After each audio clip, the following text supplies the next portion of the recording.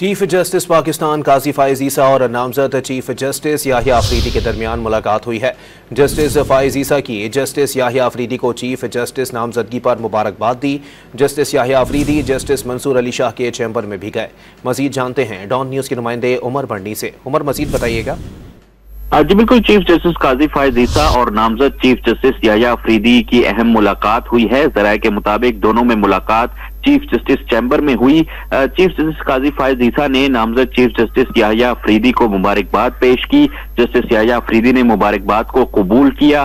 जराये के मुताबिक जस्टिस अफरीदी ने मुकदमात की समाअत के बाद भी चीफ जस्टिस से दूसरी मुलाकात की। दोनों जजेस में पहली मुलाकात आज मुकदमात की समाअत से कबल हुई।